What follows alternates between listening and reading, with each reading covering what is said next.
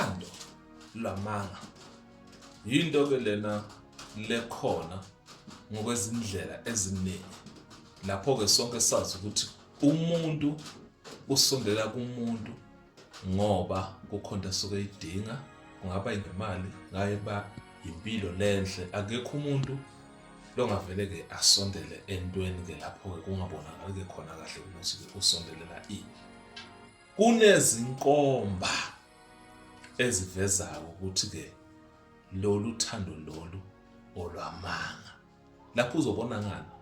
Uzobona ngokuthi kube ngazuthi manje kuyasizwana, kwenzelwana ifavor. Leyo nto leyo ke izohamba ikwenze wena uzibone uba umuntu ozizwa ulonely kodwa ube usothandweni noma ke usebudlelwaneni.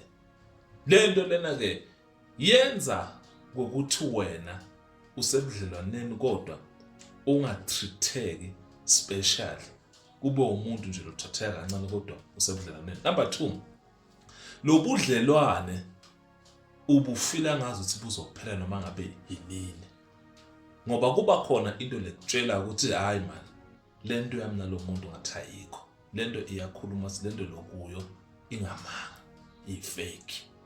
Kuba khona into lekutshela ukuthi hayi lo muntu lo kunje kanje, lento ihamba iyokwakhela umoya ukuthi lo muntu lona ungabi nokumthemba.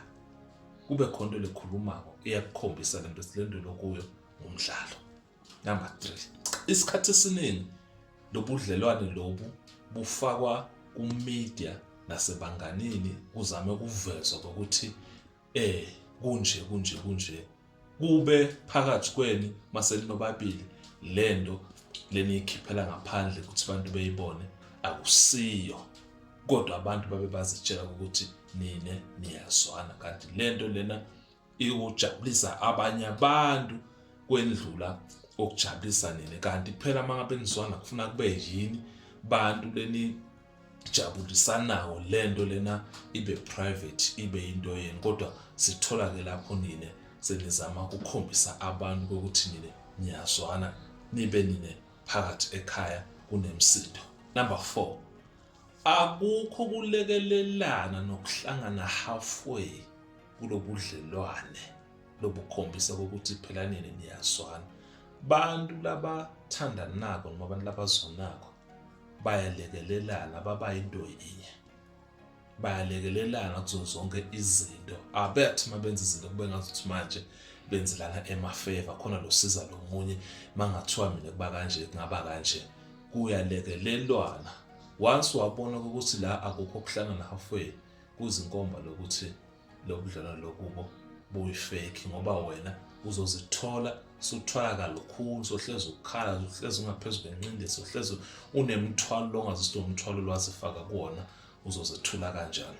That is fake relationship. Number 5, izinkulumo zenu azifani nezenzo.